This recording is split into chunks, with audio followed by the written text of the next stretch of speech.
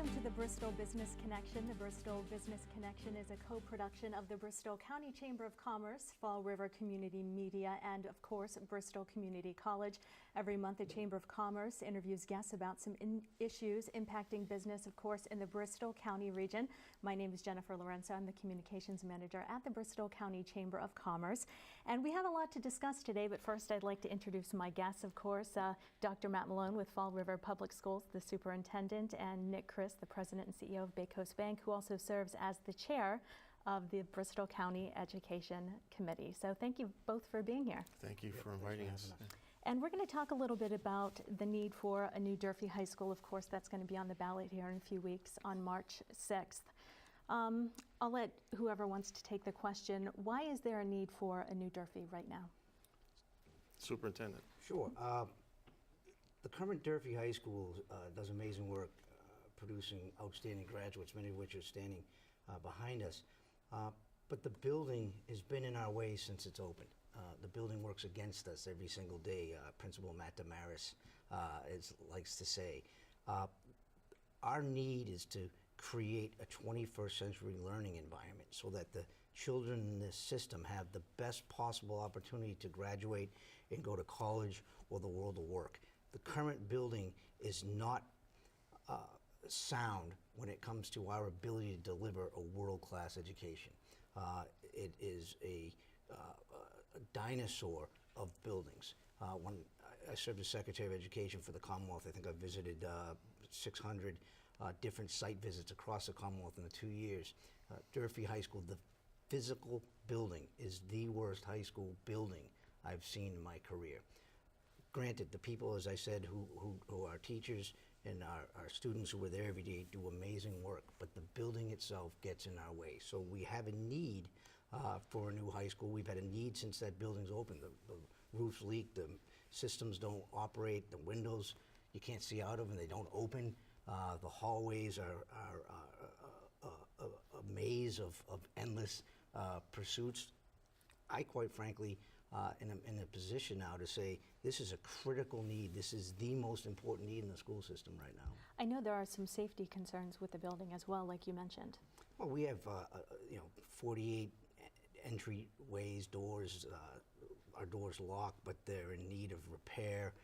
We've had several safety issues in terms of the ability to get around the building, and it's just not designed right. And we're looking at a opportunity right now to have a world-class 21st century facility design that will be the best high school in the Commonwealth, and our kids deserve it. Is there fire suppressant in the school? We do not have those types of systems. How many kids are in the school now? We have about 2,150 students.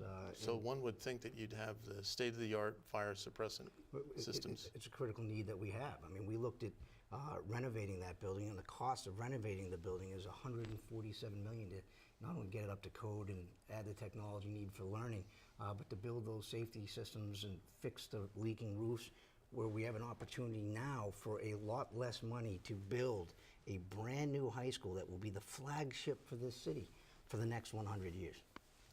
Now, I know some people have some questions about the site location for New Durfee. Would you like to address some of their concerns about where were some other sites that were looked Sure. at? Our building committee looked at upwards of 10 to 13 sites across the city, all of which were cost prohibitive. We know that this is a costly project, so we wanted to be fiscally responsible. We brought forward a site that really makes the most sense, which is on Ellsbury Street in the current location of the parking lot and the front fields. Why we chose that selection spot was, quite frankly, because of A, cost, but also B, practicality. The current high school is in a location where, yes, it's in one side of the city, but we're able to get all the students there. We felt strongly that the ability to build this high school, connect it to all the systems that are in place, to bring in the piping and the lines that need to be connected, sewage, electrical, etc. We knew that we could save money by putting in this spot. There's no ledge in that area. The geo borings that we've done have proven us out on that. We feel that this is a responsible site from a cost perspective, but also from an educational one. We're going to build this amazing space, take advantage of the fields that we already have invested in, and be able to deliver a 21st century education right here on Ellsby Street. So in addition, you have an efficient use of maximizing the city's dollars with rebuild of or build out of the gymnasium, as I understand it, and along with the auditorium, which will remain and not be torn down, but will eventually, I guess, be deeded to the city. We're going to keep the auditorium, and we're going to move a lot of central functions in there. The parent center, some early childhood. We'll be using that as a school facility, but it will have community benefit. It seats upwards of 12 to 1,300 people in the auditorium, and we'll have a great new community venue to have concerts and shows that folks from all over can come to. As Mr. Chris mentioned, we're going to retrofit the current field house, connecting it with a land bridge to the new building. We're going to use monies that we have built into this project to enhance and bring up to code to Title IX, the locker rooms, to fix the pool, to finally add a foot to the pool so it's regulation Olympic size and we can set records in there and swim meets. We're being very practical and responsible by using prefabbed construction materials, green materials to be able to keep costs down. The total cost of the project is $263 million, of which the state is going to fund 62.5% of the total cost. Our cost responsibility in this is $98.5 million. For folks who have been paying attention this week at the City Council meeting, the proposal is that we will bond $40 million of that, and we're going to ask for a debt exclusion of the taxpayers for the remainder of that cost. That's a $58 million investment. It equates to $115 a year on the tax bill on the average home here in Fall River. $115 a year. When you break that out, that's $3,450 across the 30 years of the loan that folks were asking to pay. Yes, we understand that times are tight and we're asking folks a lot, but this is the cost of a democracy, of free public education. It's our responsibility, and we owe it to our children. This is a much more than just an educational issue. This is a civil rights issue. It's a free public education, the cornerstone of our democracy, and our kids are worthy of that investment. Yeah, so from my perspective, if you believe that education is the primary economic driver, and if you think that education is the great equalizer, this is a social justice issue, and everybody has a responsibility to see that this project moves forward. The state of Massachusetts has taken the lion's share of funding and assisting. They're doing their role. We're asking the voters of the city of Fall River to do theirs. And, the young people that are standing behind us today represent just a portion of the workforce of Durfee graduates. And the project that we're putting forward is really for the next generation. 5 years from now? 3 years from now. 3 years we'll be able to. We're going to need a workforce with a varied, different set of tools in their tool bag, and we need as the superintendent said, we need a 21st century learning facility to accomplish that. Just for example, in my industry today, a community bank, small community bank, the environment is changing so rapidly because of technology that really we don't know where we'll be in 5 years. I know that our digital channel is growing at 20 to 25% a year. If you just go out 5 years and you think about what our jobs are going to look like, very, very different. We need a 21st century learning facility to assist and bring our next generation of workers into that environment. It's really, so Mr. Chris is right. When we think about the types of graduates that we're producing, they're multidimensional, able to navigate the skill set that we demand in the 21st century. So it's high technology, but it's also really integrated, so people-based. How do we work in teams? How do we collaborate? The new school design is all about collaboration, flexible spacing, interdisciplinary, infusion of technology, the use of tools and materials to be able to build and create and use principles of design thinking, if you will. This is the new marketplace, and this region is ripe. It's important to note, too, this is the MSBA, when it comes to funding, this is kind of like a one-shot type deal, too. This is this is the greatest opportunity. It's a moment in time that we must grab.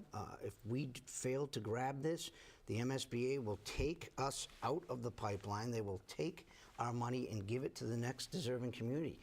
We're one of, I believe, 11 schools in our cohort that represent only 10% of all applicants who have been invited now to this phase.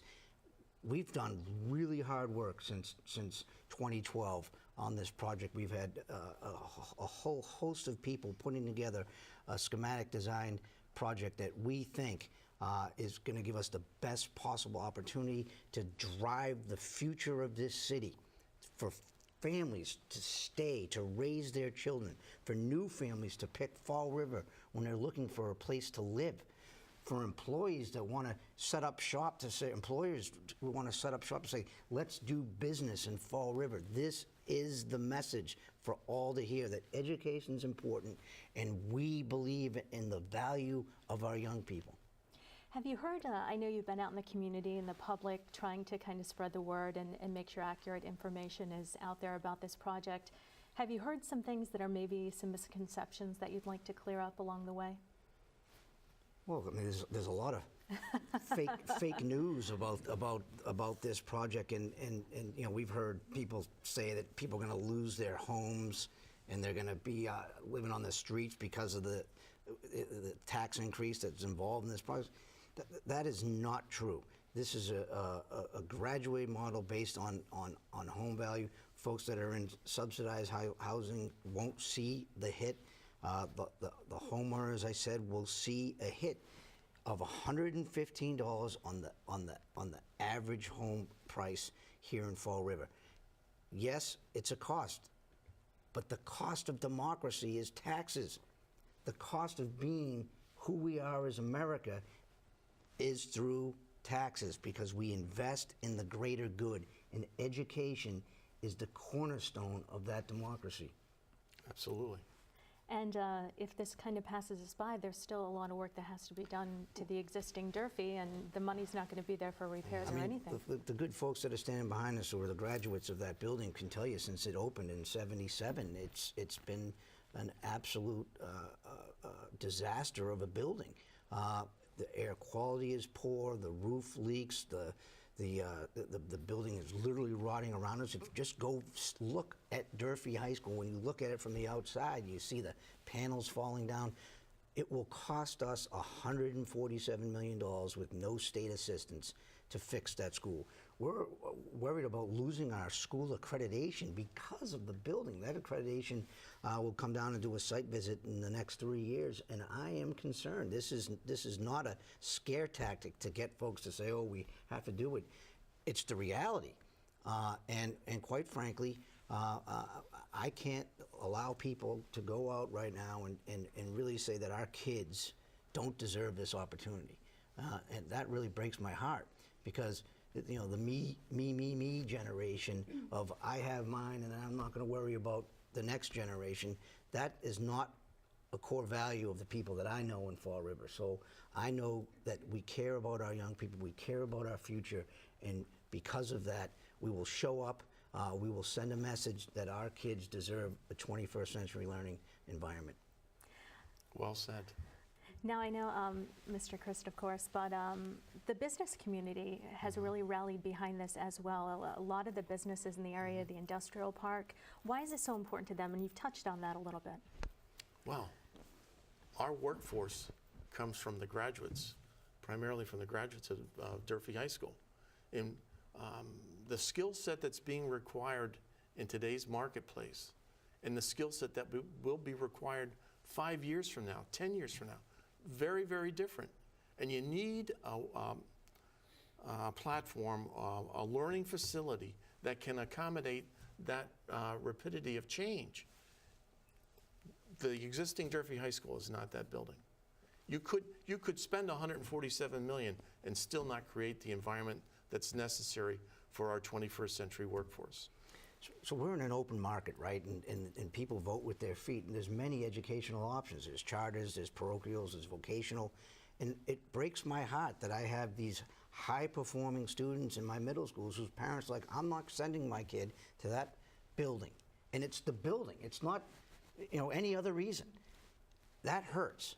And I want to ensure that the good people who are working hard to raise their children, that our system can uphold our moral responsibility to educate them in a 21st century facility that's going to be focused on all of the things that good schools can focus on, and ensure that our graduates are prepared and ready to be good citizens, successful employees, and better than that, just good people. So what is the new Durfee, what are some of the amenities that are going to be in that school to help further that 21st century education? So the building itself will now have straight hallways. We'll be able to, safety and security is integrated throughout this design. We're going to be able to have windows that open. We're going to have classrooms that are flexible based on interdisciplinary instruction. We're going to have state-of-the-art vocational programming. We're going to have amazing ability to bring the public into our culinary arts program, to our cosmetology program, which will all be located in the arts vocational back wing of the building. The amenities will include the great instructional technology that students will be able to use and demonstrate mastery. We're going to be building with robotics. We're going to be designing with digital imagery. We're going to be using VR technology in classrooms. It's ironic in some ways. I can't even tell you right now, because it moves so fast, what kind of technology I'll have in my classrooms in 3 years. So folks say, oh, we're going to have whiteboards and smart boards. I said, we're going to be beyond that. I envision just amazing tablets on the wall, and kids use them to integrate math into the core, and it's really going to be exciting. But the building itself, some of the other amenities include, as we mentioned, a safe and secure environment. We're going to take the bells and the history of the original Durfee High, and we're going to put them in this amazing bell tower that's right on Ellsbury Street, and we're going to be able to ring those bells, and the whole city is going to hear, wow, the Durfee alma mater song. We're going to have a walk of history out front with bricks and benches that have been purchased by folks who have graduated from this great high school historically. We're going to honor them through the front of the building. We're going to be able to have a grand hallway. When you walk in, it's going to have the history of the city, not only in its design, and we're using motifs from factories, and when we think about wood and the granite that we see in the city, you walk into this grand place, you're going to be awed. You're going to say, oh my God, I am so lucky to live in this city and send my children to this amazing school. We're going to be organized around core content areas, but also by grade levels or houses. We're still not sure yet how that will work, but it's basically 4 interchangeable learning environments structured across 3 floors of educational space. Don't forget the planetarium. Oh man, Ooh. we have the only of its kind telescope. Will be located in a brand new planetarium that will look just like the original Durfee on Rock Street. So if you think about the clock tower and the planetarium on the other side, that facade will be portrayed in the design of the new building, and it's going to be awesome. The kids are going to be able to experience things that right now we're not doing the right way. So March 6th, we hope this is approved. What's kind of the time frame looking out when we could actually see students attending this new school? So we're hoping that everyone shows up to vote on March 6th, and we hope that people show up and vote yes for a new high school. This is critically important to us, and I just want to say, for those who are out there working on this, thank you. We need your help. This is a critical need for us, and we really are appreciative of everyone who understands that and is out fighting and ensuring that our kids get what they need. If the vote is successful, we're going to proceed with starting this fall. They'll start running the lines and doing the connections from the street. So construction will begin shortly. We have a phase where they do the actual design. We've done schematic design. Now they'll do the detailed design. The building will open in the fall of 2021.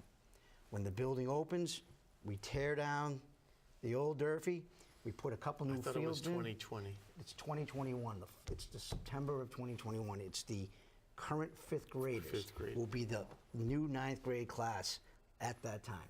I talked to a whole bunch of fifth graders yesterday. Exciting. They are excited. And I don't know how anyone could say no to this when you talk to the fifth graders, who are excited about this opportunity in their city. Can they vote?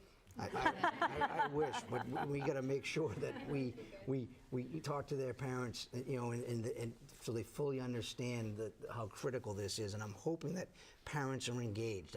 Sometimes I know everyone's busy, but we've had several meetings and we haven't had the turnouts that we'd like. We are going to have another public forum. I believe it's on the 28th of February. We'll be getting information out on that, and we're going to be doing tours of Durfee. We want you to come and see why this need is real, and we're going to share all the information and get folks ready for that March 6th. Matt, can you talk about the improved accountability and oversight from the Commonwealth's perspective? Sure.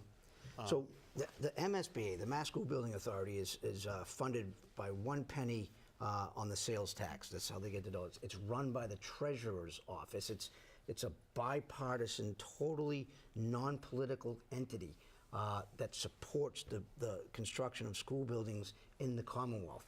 You apply, you're accepted into a cohort, and then you have to go through this very, very rigorous and detailed process. So we were 11 out of a 113 or something? That's what I believe we were.